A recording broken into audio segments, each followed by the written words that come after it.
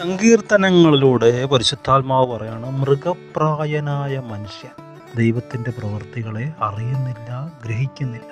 ഒരു മനുഷ്യനെ മൃഗം എന്നൊക്കെ വിളിച്ചാൽ മനുഷ്യൻ വിളിക്കാൻ പാടില്ല, പക്ഷെ സൃഷ്ടാവിനെ വിളിക്കാം. അത് വെറുതെ ഇൻസൾട്ട് ചെയ്യാൻ വിളിക്കുന്നതല്ല.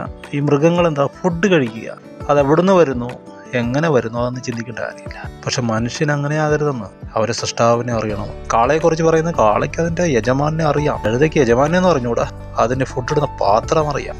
അപ്പോൾ മനുഷ്യനോ ദൈവത്തെ അറിയണം, സൃഷ്ടാവിനെ അറിയണം, വചനത്തെ അറിയണം. ഒരു ചക്ക നമ്മളൊന്ന് പൊട്ടിച്ച് നോക്കിക്കേ, ആ ചക്കക്കുരു നോക്കിക്കേ, എത്ര ചക്കക്കുരു ഒരു ചക്കയിൽ. ഒരു പ്ലാവിൽ എത്ര ചക്ക ഉണ്ടാകും?